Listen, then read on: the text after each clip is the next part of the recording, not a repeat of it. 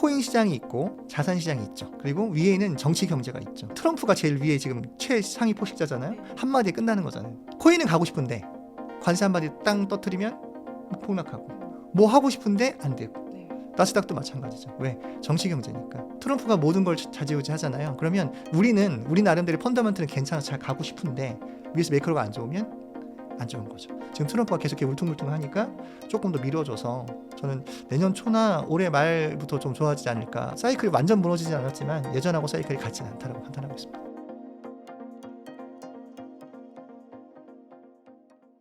앞서 일부에서 말씀해 주신 것처럼 지금이 약간 바닥권이다라고 보셨잖아요. 그렇다면 지금부터 이렇게 비트코인을 사는 것도 괜찮다고 보시는가요? 그러니까 만약에 지금 제가 이제 이런 거죠. 개인마다 포트폴리오가 다르잖아요. 네. 저처럼 지금 코인에 75%가 들어있으면 사실은 지금은 조금 사실은 이제 관망이라고 해야 되겠죠. 왜냐면 있으니까. 그리고 지금 내 개인적인 계좌에서 75%만 가지고도 4분의 3만 가지고도 충분히 시간이 지나서 수익을 올릴 수 있는데 지금 섣불리 사는 것보다는 사실은 아무것도 없는 사람이 있어. 그러니까 처음 만약에 지금 이제 투자를 해요. 그러면 지금은 30%는 사야 된다고 판단을 하고 있습니다. 왜냐하면 거의 많이 와가지고 원래 7만 그때 샀으면 좋았을 텐데 용기가 없었다면 지금 사실은 30% 정도는 담아도 괜찮지 않을까 생각하고 있어요. 지금 금 가격은 고공행진을 벌이고 있는 반면에 비트코인 가격이 계속 이 돌파를 못하고 있어서 많은 분들이 더 바닥이 있을까봐 쉽게 사지를 못하고 있는 것 같아요. 이럴 때 좀 매수하는 전략 같은 게 좀 있을까요?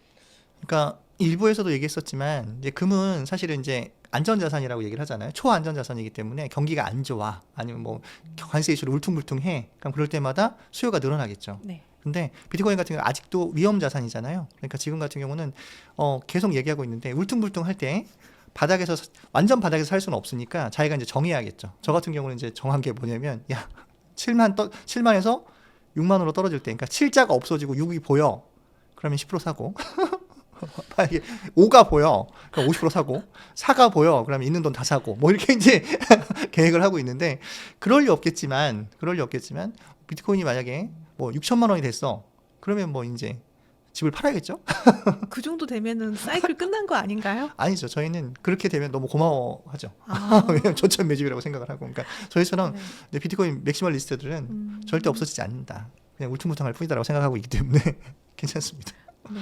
비트코인 ETF 출시 이후에 앞서도 이야기했지만 이 개인이나 기관 투자자들의 관심이 정말 크게 확대되었습니다. 큰 폭으로 증가했는데 비트코인 투자를 염두하고 계신 분들 중에서 직접 투자 혹은 또 ETF를 통한 투자 이걸 좀 어떤 게 더 나을까 고민하시는 분들도 계시더라고요. 사실 계좌를 또 만들고 돈을 넣고 하는 거에 또 어려움을 느끼시는 분들도 있으시거든요. 직접 투자와 ETF 통한 투자 어떤 게 더 나을 거라고 보세요? 근데 미국 같은 경우는 어쨌든 이제 지금 ETF가 승인이 돼서 거래가 잘 되잖아요. 근데 우리나라 사람들은 어쨌든 지금 우리나라 계좌에는 ETF가 승인된 게 아니잖아요.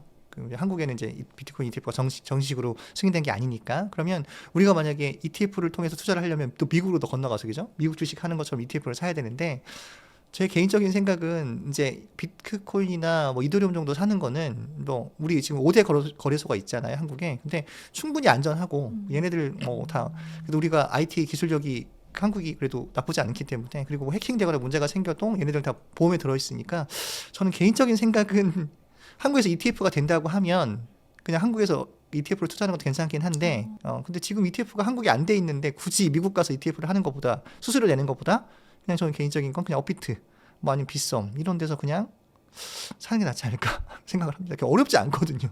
그래서 또 약간 우회 투자, 좀 레버리지 투자, MSTR 이렇게 투자하시는 분들이 많은 이유가 네네. 또 그런 것 같습니다. 좀 계좌를 만드는 것도 어렵고 해킹에 대한 좀 위험 때문에 우회 투자를 하시는 분들도 계시는데 요즘 MSTR 이렇게 투자하는 거는 어떻게 보세요?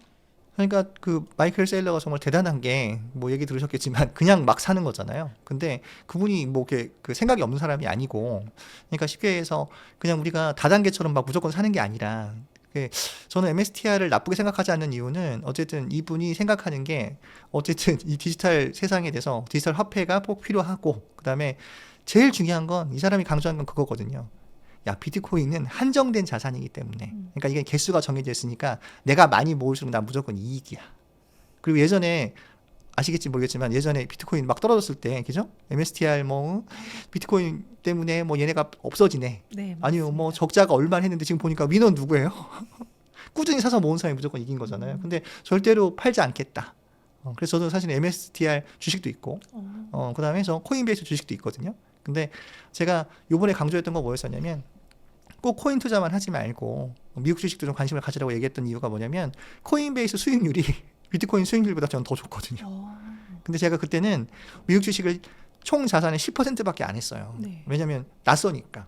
그리고 제가 2017년도에 처음에 주식을 배운 게 아니라 코인부터 위험한 것도 배워가지고 사실은 미국 주식을 못했었거든요. 근데 미국 주식을 조금 더 또 얼마나 또 제가 상식이 없냐면 미국 주식을 사는데 코인하고 관계된 것만 사는 거죠.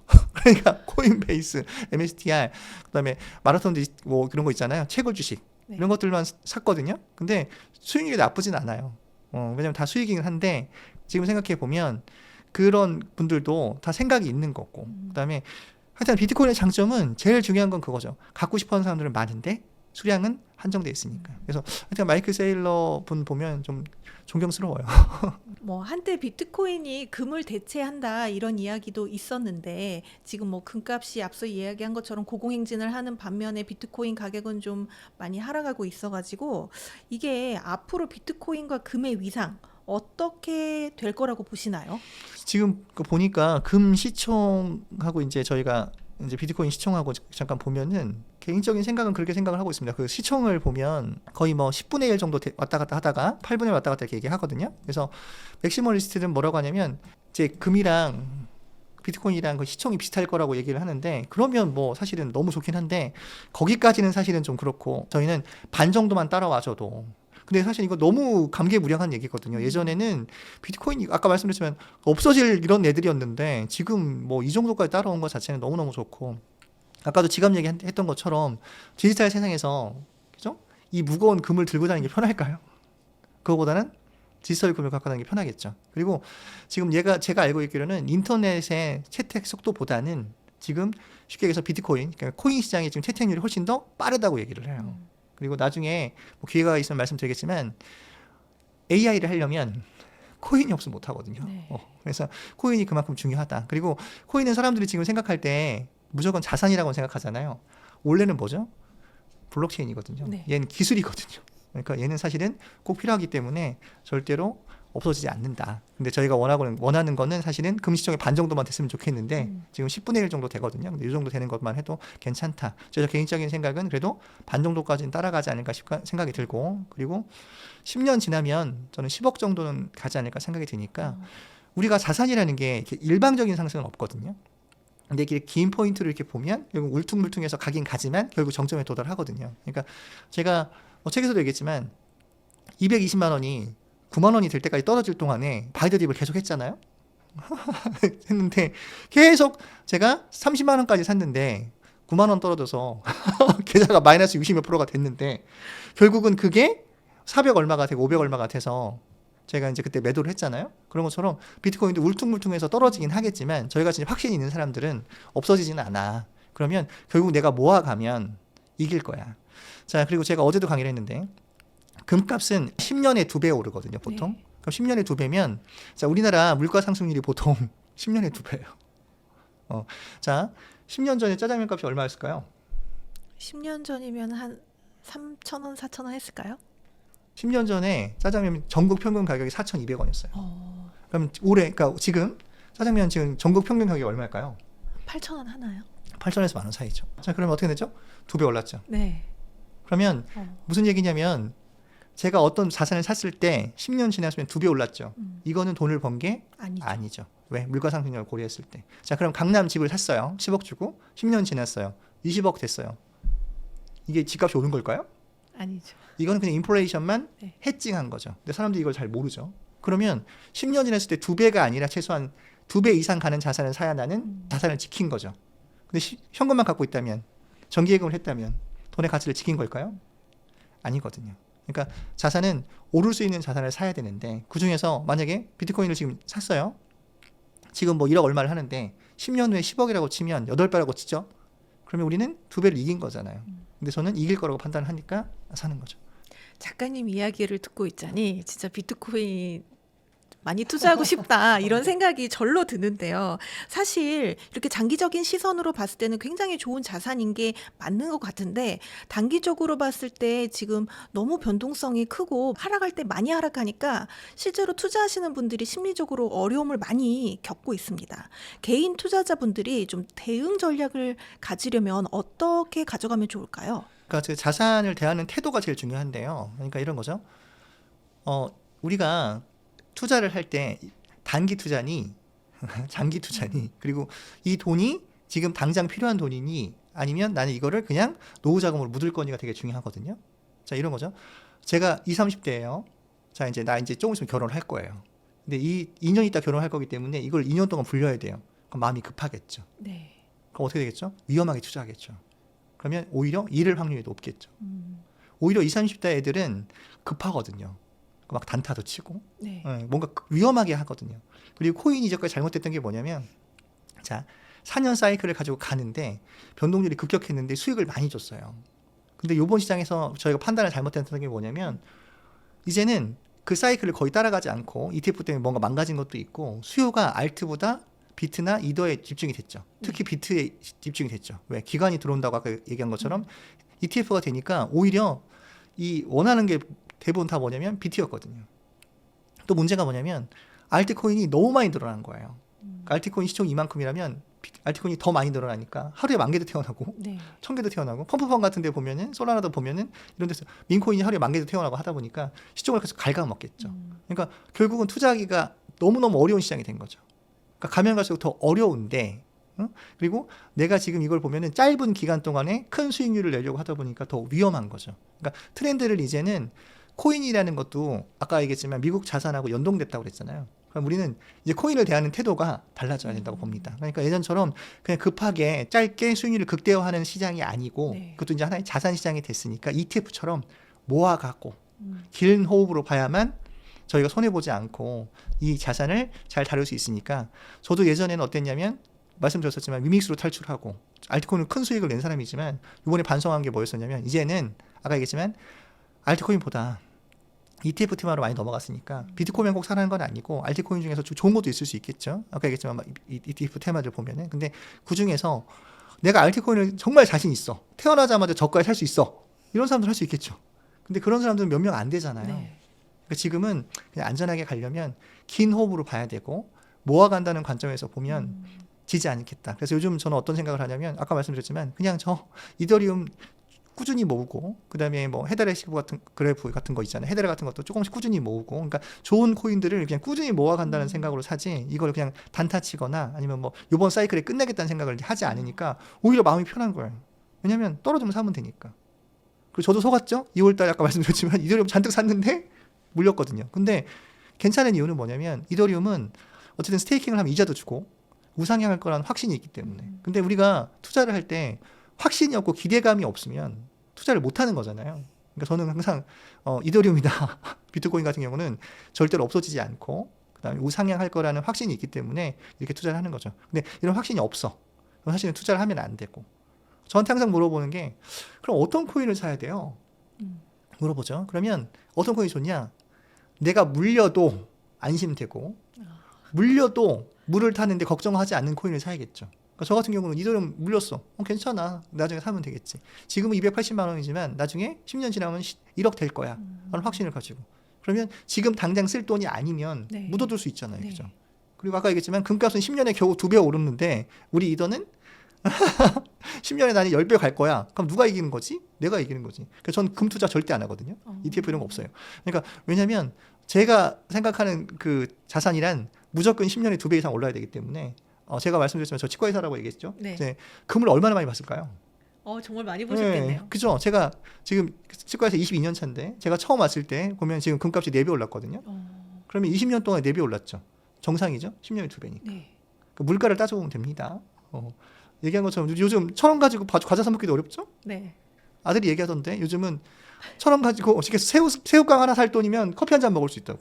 네. 왜냐하면 1,500원짜리 커피 먹을 수 있잖아요. 네. 그런 것처럼 물가라는 게 이렇게 무서운 거기 때문에 오히려 10년에 2배 오르는 자산은 해칭만 한 것뿐이지 절대로 수익을 낼 수 있는 자산은 아니니까 일단 판단은 본인들의 몫인데 저희처럼 어쨌든 코인 투자하는 사람들은 수익률을 쫓아오는 사람들이잖아요. 그러려면 좀 긴 호흡으로 짧게 보지 말고 관점을 바꾼다고 하면은 질 수 없는 싸움이라고 생각하고 있습니다.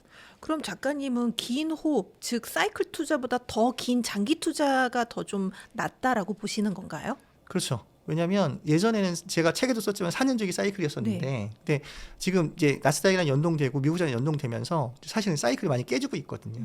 그래서 제가 이번에 궁금한 건 뭐냐면 내년 초가 제일 좋을 것 같아요. 저는 개인적인 네. 생각은 내년 초가 제일 좋을 것 같은데 그냥 미국 자산에 연동돼서 그냥 비트코인만의 사이클이 아니라 그냥 자산에 연동해서 갈 건지 아니면 우리는 또 사이클이 있잖아요. 네. 반감기 다음 연도에 폭락하는 거 올 건지가 제일 걱정하긴 한데 그럼 제일 좋은 건 뭐야? 내년 초에 우리가 이제 어느 정도 올라왔잖아요. 그죠? 그러면 그 중에서 반을 뭐 수익화한다든가 해서 뭔가 비중을 조절하면 되거든요. 네. 근데 그 중에서도 비트하고 이더는 어느 정도 가지고 가고 알트코인 만약에 수익이 많이 난 것은 팔아서 현금화하고 떨어지면 또 사고 투자는 평생 하는 거지. 지금 이 사이클이 끝낼 건 아니니까. 사실 그런 고민하시는 분들도 많으시더라고요. 이 사이클이 끝나고 나면 내가 가지고 있는 걸 모두 매도할 것인지 아니면 장기 그냥 보유할 것인지 일부 매도할 것인지. 근데 지금 장이 이렇게 계속 안 좋다 보니까 많은 분들이 더 어떻게 해야 될지를 모르겠다 이런 이야기들을 하시더라고요. 그러니까 저 같은 경우는 이제 모든 경험을 다 해봤잖아요. 왜냐하면 제가 21년도에 탈출할 때 올 매도하고 탈출했거든요. 네. 그때는 운이 좋았던 게 제가 잘한 게 아니라 정말 운이 좋았거든요. 왜냐하면 21년도 11월 달이 거의 정점이었는데 제가 갖고 있는 모든 코인 올 매도 다 던지고 나왔거든요. 근데 너무 시원한 거예요. 너무 시원한데 약간 서운했던 건 뭐냐면 그 팔고 나서도 약간 뭐 그 알트코인들이 올라가고 하긴 하더라고요. 근데 저는 어떻게 생각하냐면 이 정도면 됐어. 만족하고 그리고 그래 난 모아가면 되지. 그래서 22년도 그죠? 23년도 그때 이제 떨어졌잖아요. 그죠? 그래서 저희는 비트를 4천만 원부터 사기 시작했거든요. 4천만 원, 3천만 원, 2천만 원에서 계속 분할 매직을 해서 잘했어요. 잘해가지고 얼마에 팔았냐면 거의 1억 근처에 팔았어요. 네. 그리고 그걸 다시 이더로 옮겼거든요. 여기서부터 이제 문제가 되는 거죠. 아 왜냐하면 이전까지 사이클은 항상 그렇게 하면 됐는데 우리의 공식이 깨진 거잖아요. 그러니까 지금은 어느 정도 공식이 안 맞는 이유가 기관이 들어와서가 아닐까 싶어요. 그러면 기존에 이렇게 이야기하셨던 봄, 여름, 가을, 겨울 그 사이클 이론이 좀 유효하다고 보지 않으시는 건가요? 요번에는 깨질 가능성이 높은데 근데 요번 사이클까지는 괜찮지 않을까. 그래서 그냥 지금 안 좋잖아요. 지금이 가을이긴 한데 이렇게 생각하시면 됩니다. 코인 시장이 있고 자산 시장이 있죠. 그리고 위에는 정치 경제가 있죠. 네. 그러니까 그 시기에서 트럼프가 제일 위에 지금 최상위 포식자잖아요. 네네. 한마디에 끝나는 거잖아요. 그러니까 코인은 가고 싶은데 관세 한마디 땅 떠트리면 막 폭락하고 뭐 하고 싶은데 안 되고 네. 나스닥도 마찬가지죠. 왜? 정치 경제니까. 그러니까 트럼프가 모든 걸 좌지우지 하잖아요. 그러면 우리 나름대로 펀더멘트는 괜찮아서 잘 가고 싶은데 위에서 매크로가 안 좋으면 안 좋은 거죠. 그래서 이 사이클을 깨는 게 누구냐? 트럼프겠죠. 근데 결국은 저는 살려줄 거라고 보고 그래서 사실은 지금은 사이클이 중요한 게 아니라 우리 사이클은 원래는 올해 가을이잖아요. 네. 그러면 11월 달이 제일 좋거나 10월 달이 제일 좋아야 되는데 제가 내년 상반기를 보는 이유도 지금 트럼프가 계속 이렇게 울퉁불퉁하니까 조금 더 미뤄져서 그러니까 완전한 사이클보다는 있긴 있는데 그래서 내년 초로 저는 내년 초나 올해 말부터 좀 좋아지지 않을까 이렇게 판단을 하고 있고 그리고 주식도 보면 9월 달까지 안 좋고 이제 9월 달 지나가면 좋아지기 시작하거든요. 아시겠지만 미국은 이제 회계 마감을 9월 달에 하잖아요. 그럼 이제 9월 달이 제일 안 좋고 10월 달부터 좀 올라오니까 그래서 저는 사이클이 완전 무너지진 않았지만 예전하고 사이클이 같지는 않다라고 판단하고 있습니다. 그럼 이 다음 사이클부터는 좀 봄, 여름, 가을, 겨울 사이클이 적용이 좀 어렵다라고 보세요? 그때는 봐야 되는데 제 개인적인 생각은 네. 이제는 미국 자산시장과 연동해서 그냥 가지 우리 4년주기 사이클이 우리처럼 옛날 그렇게 고유의 사이클이 맞지는 않지 않을까라는 생각을 좀 하고 있어요. 그렇다면 사이클의 정점에서 아까 말씀하신 것처럼 이렇게 대부분 과거에는 80% 70% 이렇게 빠졌었는데 네. 이것도 없을 수도 있다라는 이야기시네요. 알트는 빠질 수가 있는데 네. 비트는 그 정도 안 빠질 가능성이 높을 것 같아요. 지금 그 비트코인 뭐 좀 잘 하시는 전문가들이 얘기하는 게 그런 거거든요. 그리고 또 오늘도 제가 뉴스를 보니까 지금이 미국 주식의 바닥일 가능성이 높은 게 네. 저점 매집하려는 수요가 너무 많다. 미국 주식에 대해서. 그러니까 두 가지죠. 자, 우리가 투자를 할 때 스마트머니라고 아까 말씀드렸지만 야, 지금 유럽하고 중국이 너무 좋대. 그럼 얘네들 어떻게 한다고요? 그쪽으로 가죠. 가죠. 또 하는 사람들은 뭐라고 얘기를 하냐면 그쪽으로 갔지만 지금 미국 주식이 너무 저렴하대. 그리고 한 번도 이거 10% 빠지고 나서 반등 안 한 적이 없대. 네. 그럼 어떻게 한다고요? 다시 오죠. 그렇죠. 그리고 미국 주식은 무조건 아시겠지만 401k 뭐 이렇게 있고 들어온 돈의 양이 어마어마하기 때문에 반드시 우상향을 그릴 거니까 지금이 저점 매집의 기회가 아닐까 싶어서 사실은 반등을 또 하죠. 그래서 금요일 날도 좀 많이 반등을 했었고. 그러니까 저 개인적인 생각은 저는 중국이나 유럽 증시는 잘 모르거든요. 제가 공부를 안 해서. 그래서 저는 그냥 지금 테슬라가 거의 마이너스 50%에 가까웠죠. 네. 네. 그래서 저는 테슬라를 언제부터 샀냐면 지금 $300부터 사기 시작했는데 지금도 살 거거든요. 그래서 저는 이제 목표가 뭐냐면 $200가 깨지면 뭐 190이나 180이 일자가 보이기 시작하면 또 살 거거든요. 그러니까 제가 투자를 하면서 제일 나쁜 버릇을 고친 게 뭐냐면 예전에 빨간불에 사고 파란불에 팔았는데 요즘은 파란불 보면 사고 싶고 빨간불 되면 팔고 싶고 이거 8년 걸렸거든요. 근데 뭐냐면 떨어지면 사면 되지. 테슬라가 뭐 안 되겠어? 이렇게 생각을 하는 거죠. 그래서 저는 그래서 개인적인 생각은 그냥 제일 좋게 보는 것들 중에 하나는 대장주들은 괜찮다. 그리고 10등 안에 그러니까 미국 주식 10등 안에 드는 건 괜찮고 네네. 그리고 비트도 뭐 아니고 코인 시장도 10등 안에 드는 우량주 있잖아요. 우량 코인들은 괜찮다고 생각하고 있습니다.